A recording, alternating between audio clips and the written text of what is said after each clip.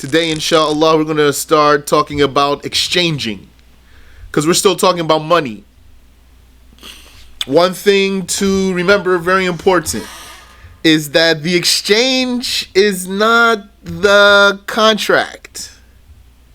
The exchange itself is not the contract. The contract is going to be the words that you say fulfilling all the conditions. And then, depending on the contract, you might need to exchange on the spot or you might not need to exchange on the spot. So the exchange is not the contract itself.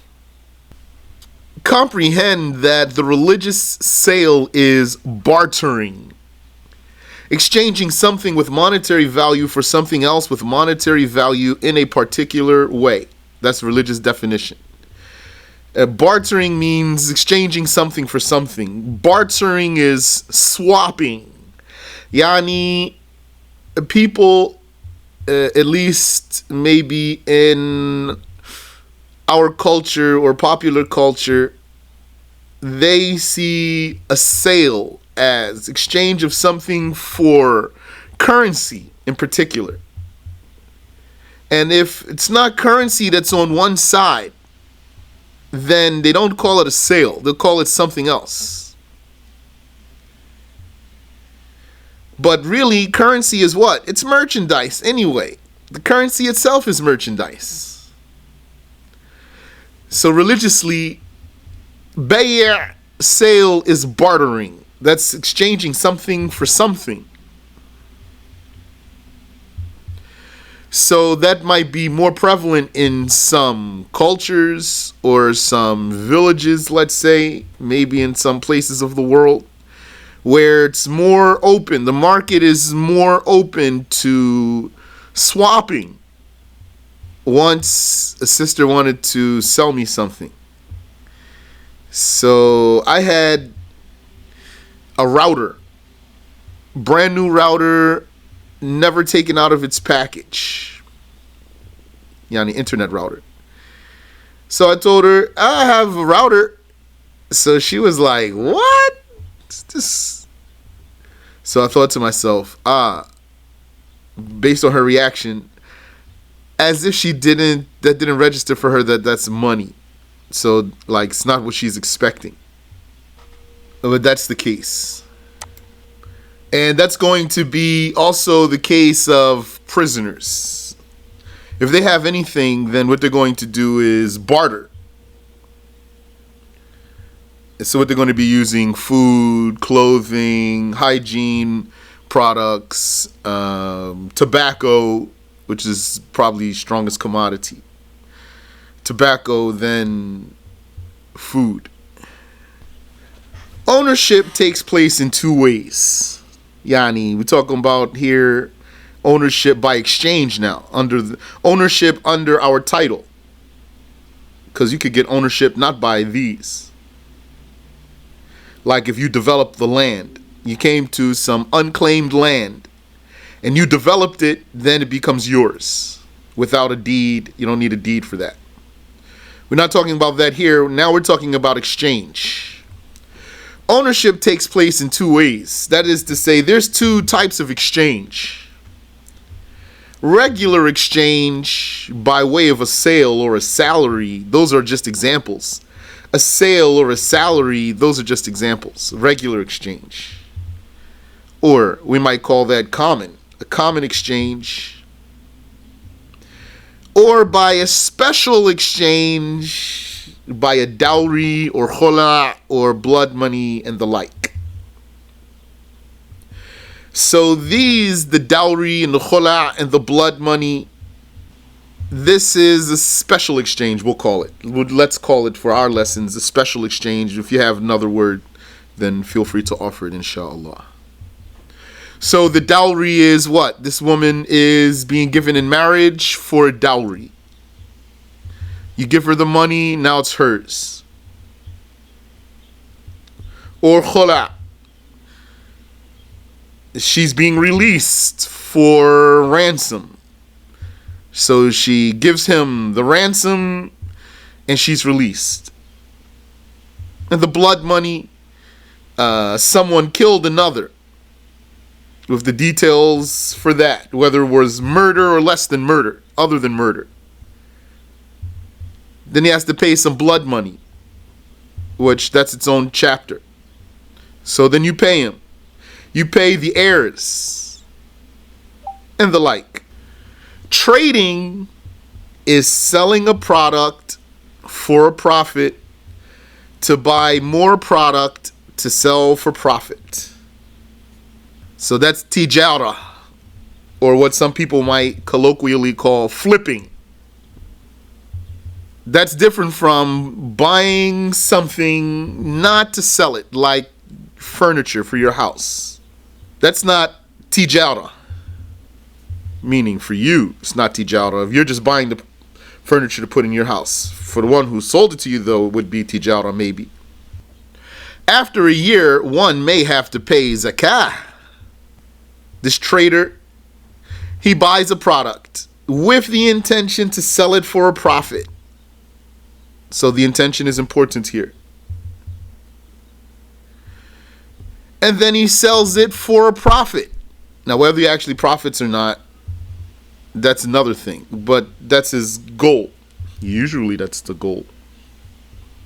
He sells it for a profit, not for a loss. But you can sell for a loss. It's not haram. When you're selling for yourself, that is. Not if you are authorized. If you're authorized to work on someone else's behalf, you cannot sell for a loss.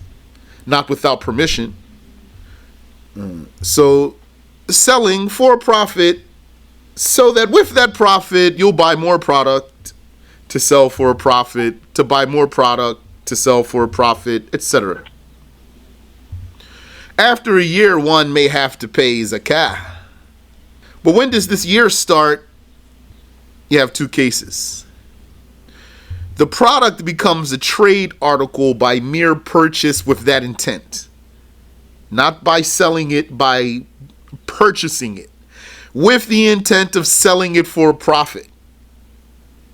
So that includes houses. Here, this doesn't mean something you can take away and put on a stand. You're buying a product to sell it for a profit. With that profit, you want to buy more product to sell it for a profit. And trade also is not processing. Trade is not processing. That's different. Processing, yani developing, yani like getting the product ready. That's not trade. So the product becomes a trade article by mere purchase with that intent, the intent of trade, tijara. Even before selling it, that is when one's fiscal lunar year begins. Your fiscal lunar year, you need to keep records. Yani, unless you have good memory. Whatever, you can't do an obligation without it's going to be obligatory on you. That's a rule. Now, if one already owns objects without intending to trade with them, like furniture, whether or not they became his by inheritance or gift or purchase, it doesn't matter how he got them. He owns them already. He didn't get them with the intent of selling them. Then according to what the majority has deemed definitive, they will not become trade items until actively engaging in trade with them. So that furniture in your house, you didn't get it originally to trade with it. Now you decide you want to sell it for a profit, so that with that profit you'll buy more. Then when you sell it, that's when your fiscal lunar year starts. So if you're buying it, your year starts at the purchase, not the sale. If you already had it, then your year starts with the sale. And now we didn't go and talk all about zakah here. That's for zakah chapter. So this was a benefit inserted here. As for the rest of the details of zakah, that should be sought from the zakah chapter. It is not valid to sell what is undeliverable, like runaway horse. except to someone who can retrieve it without a great expense. Without a great expense is a condition. Like a squatter took your house, is a hillbilly squatter. Hillbillies, they took your house. And they're not letting it go without a fight. Now you can't sell this house because you can't deliver it. Unless you can sell it to someone who can retrieve it without a great expense. Or something you lost. You can't sell it because it's still yours, though. That's why there's an issue here. It's still yours. Can't you sell what you own? Well, if you're able to deliver it, you can. There is no limit imposed on gain or loss without cheating or sinning, except in sales that are subject to usury. Like we already said, you can sell for as much profit as you wish or losses as you wish. There's no haram. And Sheikh says that whoever says that selling beyond a certain point is haram, as far as profit, is blasphemy.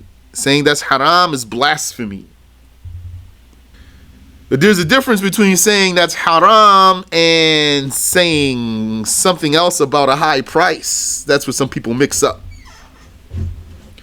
So if someone said about a high price, that's crazy. Then someone's going to say, is that blasphemy? To say it's crazy?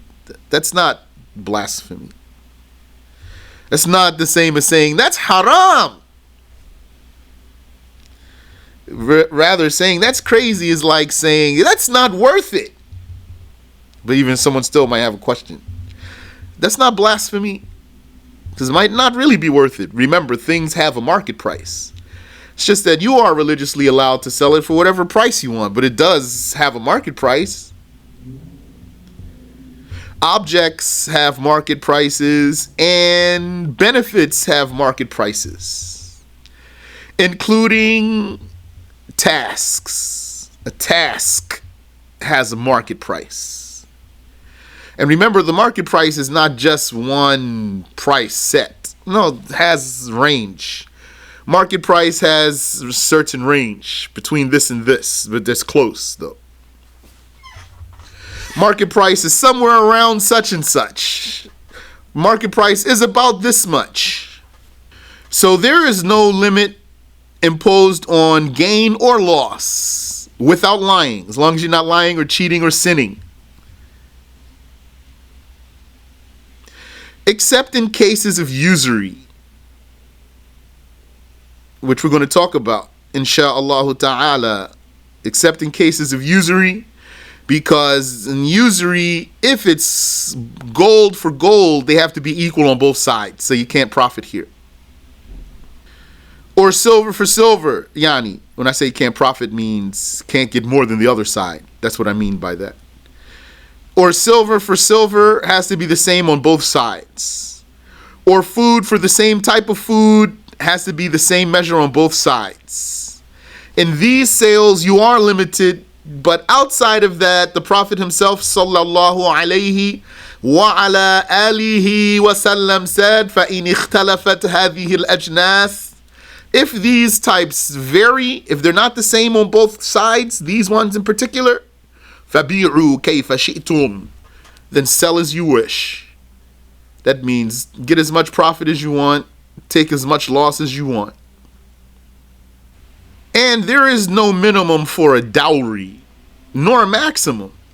You know that, insha'Allah ta'ala.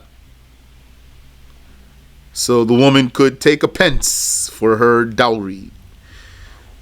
I think that's a penny, right? For UK, or the equivalent.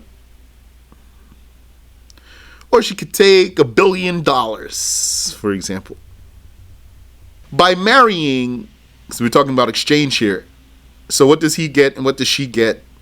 He gains the right to sexual enjoyment, and she gains the right to a dowry. That's it. No, and obligatory support depends on her obligatory compliance. Yani, her obligatory submitting herself to him. So then, according to the words I just told you, that means sexual enjoyment is not the right of the wife. Not a right. So that means if a man did not have sexual intercourse with his wife, he will not be sinful. But that's not sunnah. And this is harmful, though. It is harmful. Sunnah for him not to leave his wife for more than 4 nights. Question? Yeah, I have a question. Can you explain more in depth why it's harmful? Yeah, because she has a desire. So if he doesn't fulfill that desire for her, this is harmful for her. Leads to problems, Yani. That's clear for you? Yeah. Yeah, it's clear. Yeah. Mm-hmm. Now, each party either exchanges on the spot or not. Right? You have A and B. They did a contract. So each one has something the other wants. So either they're going to exchange together while they're in the same session or not. There's no third option here. When we say they don't exchange on the spot, that has 2 cases though. If they don't exchange on the spot, means neither of them gave up their side or one of them didn't give up his side. If they both gave up what's on their side in the session, then they both exchanged. They exchanged on the spot actually, because exchange means each side gives his own. So they exchanged on the spot. If they did the contract without exchanging anything there, then if the contract allows for that, then it's valid, but they still owe each other. Or if one of them gave and the other one didn't give yet, and the contract allows for that, then it's valid. It is generally valid to exchange in a sale on the spot or with delay. So that means if you want to know when you have to pay up front or when you have to delay, then you'll learn those cases. And then if it's not a case of you have to exchange or you have to delay, then you can exchange or delay. Sometimes one side must pay up front while the other must deliver later. Like the advanced payment sale, the salaf or salam sale. According to those who mandate upfront payment and invalidate immediate delivery. So, advanced payment sale. Your ideal scenario or standard scenario is going to be that one person has money, he wants to put in an order, he goes, gives the money to the one who can fill the order, and they agree when it's going to be delivered, and then he delivers later. So that's your scenario. The question is, this payment up front is obligatory or he's allowed to delay? And this delivery later, it's obligatory or he has to delay and then deliver later? So, as for paying up front, he has to pay up front. So, advanced payment sale, you have to pay up front, that's for sure. According to those who mandate upfront payment, that's all of them, upfront payment, and invalidate immediate delivery, that's not all of them though. Invalidating immediate delivery, that's not all of them. Invalidating immediate delivery, why would they do that? Because like if immediate delivery is not invalid, then it's like a regular sale. It means I'm going to you, I'm paying for you, giving it to me right on the spot. So then what's the point? So no immediate delivery. This type of sale has to have delayed delivery. Advanced payment and delayed delivery. And of course, what type of thing can you sell this way? There's restrictions there. We talked about that, but we don't want to talk about that now. Now we want to talk about the intricacy of the exchange here itself. Ash-Shafi'i, rahimahullah, he also mandates upfront payment. So upfront payment, that's given, that's granted. Because if you don't, means debt for a debt. Can't do debt for a debt. But according to Shafi'i, he does not mandate mention of delay. He does not mandate mention of delay. So if he doesn't make it mandatory to mention the delay, that means he's not invalidating an immediate delivery. According to those other ones, you need to mention when is the delivery. You have to specify when it will be, and therefore it's delayed. As Shafi'i says, no, you don't have to mention. Okay, then when is due according to him? Then delivery is due upon request if the seller is able. That's the Shafi'i school. Like the dowry and the salary. Like the dowry and the salary. Meaning, she was given in marriage and she was promised a dowry, which is what she deserves.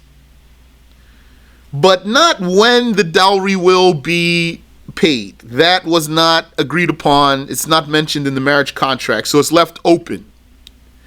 So then when does she deserve it? When she requests it, if the husband is able. So it's like that. Also, what's another one? Like the employee. You hired someone to work for you. You specified his salary, meaning the amount of it. But you did not specify when. Then when is it due? Yani, is that valid? It is valid. In Shafi'i school at least. I don't know if other schools say different. In the Shafi'i school, it is valid for you to hire him without telling him, without agreeing when you're going to pay him. It's not valid to hire him without telling him what you're going to pay him, but it is valid to hire him without telling him when you're going to pay him. Then when do you have to pay him? Upon request, if you're able to. That means even if he didn't work yet. It's not a condition that he works. What are we saying here? The contract is not the exchange. The contract is the words you said. If you fulfilled all the conditions in that contract, then it's done. If you told him, I hire you for such and such job for such and such price, and he says, I accept. Okay, he's hired now. He didn't work, you didn't pay him. There's no exchange yet, but it's valid. Now you both owe each other. So each one on both sides, even though it says salary here, really it's for both sides. So now, just like he can ask you for his salary whenever, even if he didn't work yet, you can ask him for the work whenever, even if you didn't pay him yet. So that's how the Shafi'i school is handling this advanced delivery or this advanced payment sale. Advanced payment for later delivery. You don't have to say when the delivery is due in the Shafi'i school, but then when is it due? Upon request if the seller is able. So if you have any question there, feel free, please. So we're still under number 2 here. Sometimes one side must pay up front while the other must deliver later. We gave a case, the advanced payment sale, salam or salaf sale. There's another case too, where one side must pay up front while the other must deliver later, which is hiring an agency. Ijaratu dhimmah. Hiring the agency means you hired this one to get the job done. Whether he does it personally or he gets someone else to do it, that's not your concern. That's why you hired him this way, because that's not your concern. Your concern is that it gets done. So you hired him this way. You do it or you get someone else to do it. Yani, get it done. When you do this, then you must pay up front. And don't forget, a check is not an upfront payment. A check is not an upfront payment. A check is just a note to your authorized one. Wa alaikum salam wa rahmatullah. Say again, please. Question I have about that. Is Yeah. it ever good to give up a check for a payment? For a payment? Yeah. Yes, but not for an obligatory upfront payment. So that's the part I'm getting confused now. This, you hire somebody to get something done, an agency, to get something done. You do it, or you get somebody else to do it. Yep. Part right here is obligatory payment. This type of hiring requires obligatory upfront payment. Because when you hire him to get the job done and not to do it himself, then that's a debt. You basically are putting money on his tab. That's a debt. So since that's a debt, then you can't pay for a debt with a debt. A debt for a debt is invalid, so you have to pay up front. And a check is not an upfront payment. A check is a note to someone's authorized person. Go ahead. You want to follow up? Yeah, so that part is, so basically you can't pay something, a debt for debt. Understand that part. Now, any other payment, like I would say, going to a store, buying something, and some food, and you didn't pay that person right there and then. You're still in the store, but you didn't pay right there. Yeah, this type of sale, it's permissible to pay later anyway. So since this is not a sale that requires that you pay up front, then you can pay with a check. Okay. All right. Mm-hmm. Okay. So, yeah. Is that debit card considered like a check? Well, let me think about this here. Debit card is difference though is instant. Okay. The debit card is instant. It is going through your authorized person. The debit is going through your authorized person, but it's instant. So you're still in the same session. Yani, your authorized person, it's like when you do a debit, it's like you have your authorized person with you and the other one has his authorized person with him. And then you do the deal with him and he says such and such. So then you turn to your authorized person and say, pay him. So then when your authorized person wants to pay him, he says to his authorized person, take his money. So his authorized person takes the money from your authorized person right there. So this is how the debit is working. So basically, I just cannot do a debt for debt. With a check. Yes, cannot be a debt for a debt. Yes. And remember, as long as you're still in the same session, then your session is still in effect. Okay. All right. Better luck. I mean, so that means, what if you did give him a check right there in the session, but your authorized person is there? Your authorized person's right there. You're still in the same session. You gave him a check. He gave the check to your authorized person and got the money before you all dispersed. Then you paid him on the spot. Okay. So hiring an agency requires upfront payment. So to avoid a debt for a debt. The seller or self-managed employee, yani, this contractor, employee, or I'm put a semicolon contractor. The seller / self-managed employee or contractor owns the advanced payment and does not have to use it for the deal. He does not have to use the advanced payment to fill your order. It's not a deposit. And a check is not upfront payment. That's what we just said. And let's back up and look here again. The seller or self-managed employee or contractor. To remind you what we're talking about here. Some people, they are not or cannot, or let's say it this way, some contracts don't allow for you to put someone under a manager. Some contracts do not allow for you to put someone under a manager. So that means he's self-managed. So that's the case of then what you're hiring an agency, his agency. That's his self-managed business. So the seller or the self-managed employee, he's your employee because you hired him, but he's self-managed. You can't put him under a manager or self-managed contractor. Yani, independent contractor works there. Independent contractor works there with that meaning. Okay, that's the independent contractor, the self-managed employee. That's clear. Why seller is there? The seller or the self-managed employee, how those got grouped together like that? Because we're talking about in the advanced payment sale. We're talking about in the advanced payment sale.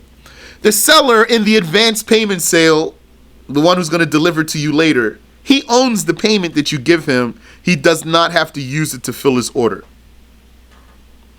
And also, this self-managed employee, this independent contractor, he owns the payment that you gave him. He does not have to use it to fill your order.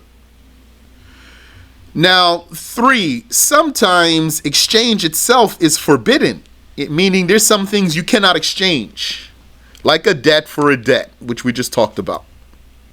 And debt for debt has several scenarios. And meat for animals. The messenger forbade that. Meat for animals. Meat, is it money? Yes. Animals, are they money? Yes. The useful ones, that is. They are money. So can you exchange them? No, you cannot. The messenger forbade that. Alayhi salatu wassalam. Doesn't matter what type of meat it is. This is not an issue of cow meat for living cows. Meat for animals is not permissible to exchange according to the messenger of God. May peace and blessings be upon him. And number 4, sometimes all delay is forbidden. So what are scenarios we looked at? Generally valid to exchange on the spot or delay. Exchange or delay, this way is permissible, that way is permissible. That's one case. Second case is one side pays up front, the other delivers later. Third case is neither side can be exchanged. Fourth case is all delay is forbidden. Exchange must be conducted in the session. Like when specific types can be exchanged only under special conditions. Like gold, silver, and food. And those are the details of usury in sales, which we'll save that for next week. So we can start with that from the top. It'll probably take the whole session. Insha'Allah ta'ala. Gold, silver, and food. Gold and silver, that's bullion. And so bullion for bullion always has to be exchanged on the spot. That means gold for gold, silver for silver, or gold for silver. And in the summary, it went as far as to say gold for silver or silver for gold. I'm just summarizing. Gold for gold, silver for silver, or gold for silver. The summary says gold for gold, silver for silver, gold for silver, or silver for gold. Those last two are the same. And food for food. Same type of food or different type of food, doesn't matter. Food for food must be exchanged on the spot. Bullion for bullion must be exchanged on the spot. Now, whether they have to weigh the same or measure the same on both sides, there's details there. Then they need to be the same on both sides to have the same measure. They only have to have the same kind for you to have to be able to exchange on the spot. Same kind, I mean here, bullion for bullion and food for food, this kind. And if they're the same type also, then it has to be the same measure. Then it's going to be gold for gold, silver for silver, or a type of food for the same type of food. Not though the same species doesn't have to be the same species. So it could be like good quality dates for less quality dates. Black raisins for yellow raisins. Still raisins though. So when it's gold for gold, silver for silver, rice for rice, etc., wheat for wheat, dates for dates, then it has to be the same measure on both sides. If it's not the same species, just the same kind, so bullion for bullion, food for food, then has to just be exchanged on the spot. And if it's neither of those, فَبِيعُوا كَيْفَ شِئْتُمْ, the Prophet said, then sell as you wish. Wallahu ta'ala a'lam. Any question? Assalamu alaikum. Wa alaikum assalam wa rahmatullah.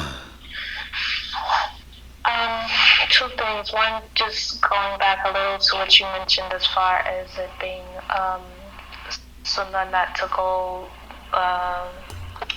4 days for the husband not going 4 days without the wife. Just to clarify here, does that mean 4 days without like sleeping in her bed or actually Sexual intercourse. Intercourse with her? Yeah. Okay, just wanted to make sure. And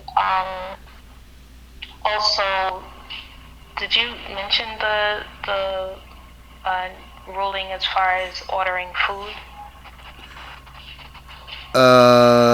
Maybe like kind of, sort of. Placing an order. Well, I was talking about advanced payment sale. That's the only thing I was mentioning about placing an order. This advanced payment sale is not the same as making an order at a restaurant. Okay. Yani, so yeah. In the case of like where people sell dinners, but they'll ask for payment ahead of time. Then, if some people sell dinners and they ask for a payment ahead of time, then you need to stay in the same session with them, because they can't sell you something that doesn't exist. So if you're going to pay them, hand the money over to them, then you need to stay in the same session, because when you leave, this will end the session.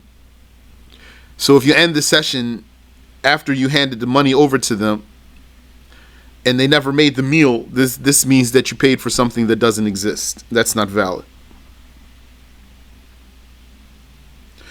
Or you can let them hold the money. You can say to them, you can hold this money and make the food, and when it's done, I'll come back and buy the food for this money. It's still my money though. I'm just letting you hold it. I mean, you don't have to say that last part. You could say, you can hold this money, and then when the food's done, we'll finish the contract. Okay. Just getting clarity.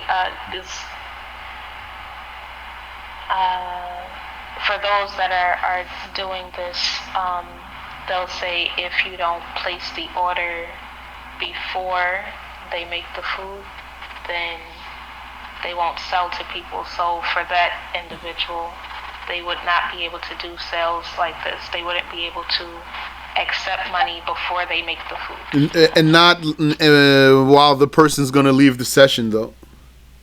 If they're going to practice this way, then if they want to avoid haram and avoid invalid sale, then they should also, since they want to put this condition, then let them educate their customers and say, but you need to stay in the same session so that you don't buy something that doesn't exist.